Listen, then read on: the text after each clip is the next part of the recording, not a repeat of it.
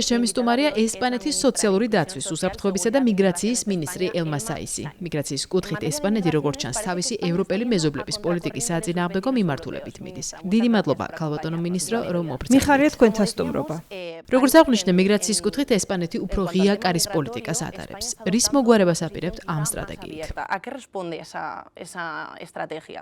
Bueno, España está siendo coherente con una política migratoria. ესპანეთი თანმიმდევრულ საემიგრაციო პოლიტიკას აწარმოებს, რომელიც ეყრდნობა ადამიანის ფუნდამენტურ უფლებებს, ინტეგრაციასა და თანაარსებობას. და ამ საემიგრაციო პოლიტიკის ნაწილი, რომელიც ფაქტობრივად სახელმწიფო პოლიტიკაც გახლავთ, ის არის, რომ ის მიგრანტების წვლილზე ამახვილებს ყურადღებას. ჩვენი ამოსავალი წერტილი ძალიან საინტერესოა.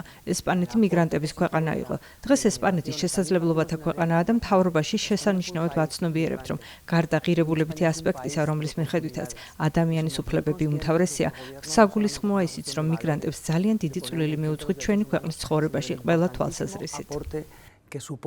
A todos los niveles la población migrante en nuestro país. რამდენად დიდი სოციალური მხარდაჭერა აქვს ასეთ პოლიტიკას ესპანეთში? ხომ არ შიშობთ, რომ ასეთი პოლიტიკის გამო შესაძლოა ანტიმიგრაციულმა განწყობამ მოიმართოს? Bueno, yo creo que a las pruebas me remito. Estamos inmersos en un proceso. ისიც მე ფაქტებს მოვიშველიებ. ჩვენ ჩაფლული ვართ რეგულირების უჩვეულო პროცესში, რომელსაც მხარი დაუჭირა სამოქალაქო საზოგადოების პოპულარულმა ინიციატივამ, რომელიც დაახლოებით 2 წლის წინ წარადგინეს და რომელსაც ხელს აწერდა 700,000-ზე მეტი ინდივიდუალური პირი და 900 სოციალური ჯგუფი. მათ შორის სამეწარმეო სექტორი, დამსაქმებლები, კათოლიკური ეკლესია. ერთი სიტყვით თავად საზოგადოებამ აღიარა, რომ იმ ადამიანებს, რომლებიც უკვე ცხოვრობენ ჩვენ შორის, დადიან ჩვენს ქუჩებში, სკოლაში ჩვენ შვილებთან ერთად სწავლობენ, აუცილებელია მეანიჭონ უფლებები და სწორედ ამას აკეთებს ეს უჩვეულო ოფიციალური რეგისტრაციის პროცესი.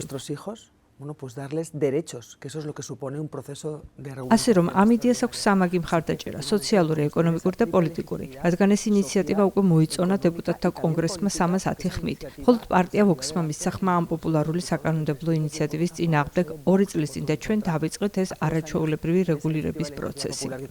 Como le digo, bueno, pues hemos cogido el testigo y estamos en este proceso de regularización extraordinaria. Კონკრეტულად ამ 500,000-ზე მეტი მიგრანტის რეგულირების პროცესზე რომ ვისაუბროთ. მაინც რა პასუხს აძლევს მთავრობა იმ ხალხს, რომლებიც შიშობს ან გაფრთხილებთ, რომ ამ ნაბიჯის შედეგად შესაძლოა გადაეტვირთოს საზოგადოების მომსახურების სფეროები, ან შრომის ბაზარზე გამძაფრდეს კონკურენცია.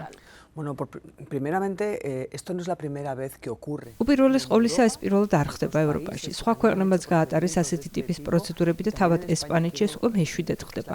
სხვა დროსაც მიუღია ასეთი გადაწყვეტილება მთავრობას, რომ მიეცა დამსახურებული უფლებები იმათთვის, ვინც უკვე იმყოფებოდა ჩვენს ქვეყანაში. სწორედ ეს ეწინააღმდეგება იმ ხალხის მოსაზრებებს, რომელიც ავრცელებს დეზინფორმაციას იმასთან დაკავშირებით, რომ საზოგადოების მომსახურების სფეროები გადაიტვირთება.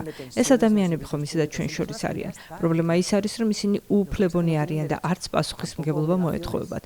და ძალიან მნიშვნელოვანია ისიც, რომ საჯარო სერვისები უკვე გავაძლიერეთ და გავაფართოვეთ, რათა შეძლონ უპასუხონ მოსახლეობის მოთხოვნას. ვერაფერში დაადანაშაულებ იმ ხალხს, რომელიც უბრალოდ უხილავად არსებობს ჩვენს ქვეყანაში.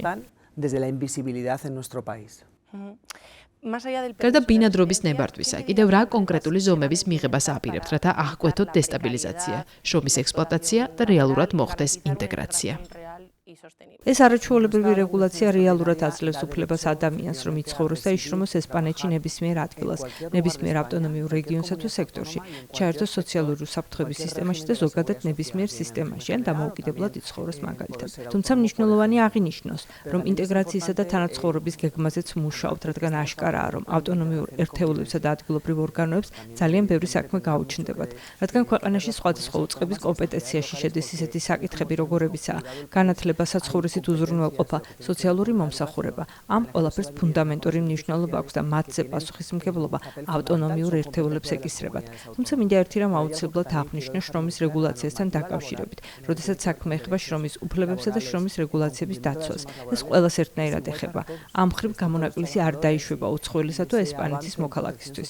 შრომელის სტატუსისა და სოციალური დაცვის უფლებას ჩვენს ქვეყანაში განუხრელად მისდევს მთავრობა და ერთნაირად ეხება მთელ საზოგადოებას. ესპანეთის იქით თუ გავიხედავთ, დავინახავთ, რომ ჩვენი ევროპელი მეზობლები ესპანეთის მთავრობისგან სრულად საწინააღმდეგო ზომებს იღებენ. ესპანეთი ამ თვალსაზრისით გარკვეული მორალური ლიდერის როლს ხომ არ ასრულებს? ეჭვგარეშეა, რომ ესპანეთის საემიგრაციო პოლიტიკა საერთაშორისო დონის შუქურაა. ესპანეთს უამრავ ფორუმზე იწვევენ გამოცდილების გაზიარების მიზნით, რადგან ჩვენ ძალიან მკაფიო პოზიცია გვაქვს. ეს არის მოწესრიგებული და უსაფრთხო მიგრაციისადმი ლამის ფანატიკური სწრაფვა. ამ დროს, როცა უკვე ჩართული ვართ ამ პროცესში, ცხადია, რომ ძალიან მნიშვნელოვან საქმეს ვაკეთებთ, რადგან უკანონო შემოსულთა რიცხვი ქვეყანაში კანარის მაგისტრალით მნიშვნელოვნად 80%-ზე მეტი შემცირდა. ზოგადად გასულ წელთან შედარებით კი საშუალო კლება 50%-ია. ამ ვალდებულების აღების შედეგად ყურადღებას ვამახვილებ იმ ფაქტზეც, რომ არარეგულირებული მიგრაცია ჰუმანიტარული დრამაა, რომელიც ადამიანის სიცოცხლის ფასადაც უჯდება.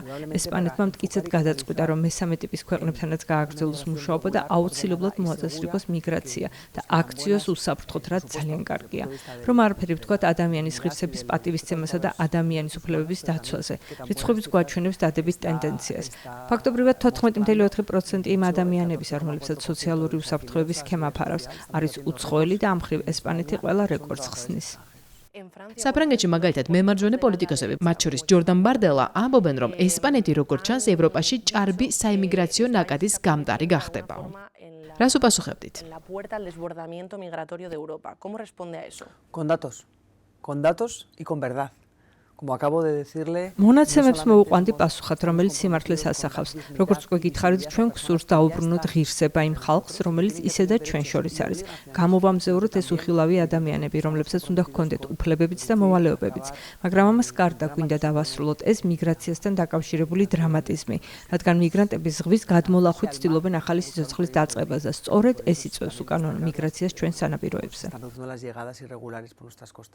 ევროკომისიამ და ევროკავშირის რამდენიმე წევრმა სახელმწიფომ ადრე გამოთქვეს უკმაყოფილება, რომ ესპანეთი არ შეუთანხმდა მათ მასობრივი რეგისტრაციის საკითხზე. რატომ არ შეუთანხმდნენ? აუცილებლად უნდა ითქვას, რომ საუბარია იმ პროცედურაზე, რომელიც ესპანეთში ცხოვრებისა და მუშაობის უფლებას გასცემს შენგენის ზონის მოთხოვნების სრული დაცვით.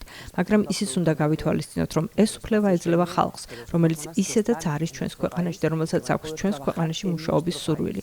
გარდა ამისა, შესაბამის ტექსტში არის ჩანაწერი უცხოელების შესახებ აქტში შესატან ცვლილებაზე, რომელსაც აქვს დამცავი მექანიზმი. ყველა სავალდებულო პროცედურა დაცულია და სანამ სახელმწიფო საბჭო ამ ანგარიშს მინისტრთა საბჭოში წარადგენდა, საბოლოო პროცედურაც დამტკიცებული გახლდათ. და ახლა საუბარია ისეთ საკითხზე, რომელიც როგორც ევროპელმა წარმომადგენლებას ავსებით სამართლიანად შენიშნეს, შეესაბამება ჩვენი ქვეყნის სუვერენიტეტს, რადგან ეს ხალხი მხოლოდ ჩვენს ქვეყანაში შეძლებს ცხოვრებასა და მუშაობას. მაგრამ თუ ელოდით ასეთ კრიტიკას?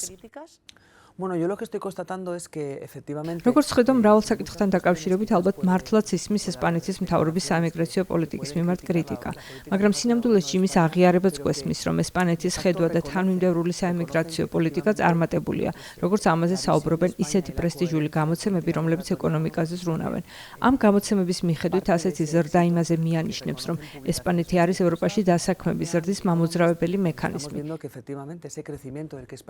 მინდა შეგახსენოთ, რომ დასაქმებამ 40%-ით მოიმატა მას შემდეგ, რაც უცხოელების შრომის რეფორმა დაიწყო და სულ უფრო მეტი უცხოელი გადავიდა უფრო კვალიფიცირებული შრომის სექტორებში. ასეთია საბოლოო ჯამში რეალობა, რომელიც აშკარად ჯაბნის კრიტიკას, მიუხედავად იმისა, რომ მე პატივს ვცემ ყველა ქვეყანაში გამოთქმულ მოსაზრებას. წევრ სახელმწიფოებს შორის რამდენად რეალურია კოორდინაცია, რათა ეს საემიგრაციო ნაკადი მართონ?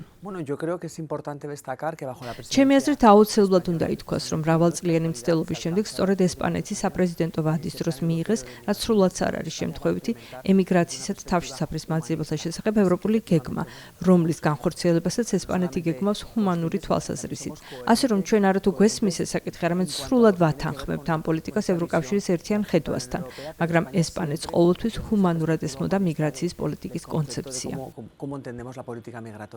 თქვენ ახსენეთ მიგრაციის პაქტი. მაინც რამდენად ესადაგება ესპანეთის მთავრობის ზომები და საემიგრაციო პოლიტიკა ზოგადად მიგრაციის პაქტს, რომელიც თავის მხრივ საკმაოდ საკამათო იყო. როგორც უკვე აღვნიშნე, სრულად ეთანხმება, რადგან ჩვენ არაფერს ახალს არ ვამბობთ. მე ვამტკიცებ, რომ ევროპის სხვადასხვა ქვეყანაში 40 მსგავსი რეგულაცია ჩატარდა. სულ ახლახან ეს მოხდა იტალიასა და პორტუგალიაში. მე გარწმუნებთ, რომ ესპანეთში ეს პროცესი უკვე მეშვიდედ ხდება და დადებითი ამაში ის არის, რომ შეგახსენებთ, საუბარია უკვე აქ მცხოვრებ ადამიანებზე. ჩვენ სრულად მკაფიო მოთხოვნები გვაქვს, რომლებიც ეხება იმათ, ვინც 2024 წლის 1 იანვრამდე ჩამოვიდა, ვინც განაცხადის შემოტანამდე უწყვეტად იმყოფებოდა ჩვენს ქვეყანაში 5 თვის განმავლობაში. განმავლობაში და ვისაც არავითარი სისხლის სამართლის დანაშაული არ ჩაუდენია და ვისაც ამიერიდან მხოლოდ უფლებები კი არ ექნება, არამედ მოვალეობებიც. არსებობს იმის მტკიცებულებაც, რომ წინა პროცედურები ყოველთვის სასიკეთო დაისახა საზოგადოებაზე, თავად მიგრანტებზეც და ზოგადად პროდუქტიულობაზეც. სანამ საუბარს დავასრულებთ, ქალბატონო მინისტრო, მინდა გკითხოთ, რამდენად გააქტიურდა ესპანეთი ბოლო თვეებში საერთაშორისო ასპარეზზე სხვადასხვა გლობალური დონის საკამათო საკითხებში. ხედავთ თუ როგორ მიზანმიმართულად ცდილობს ესპანეთის მთავრობა, რომ უფრო მნიშვნელოვანი პოლიტიკური ლიდერის როლი შეასრულოს როგორც ევროპულ, ისე გლობალურ სცენაზე. Bueno, se está produciendo.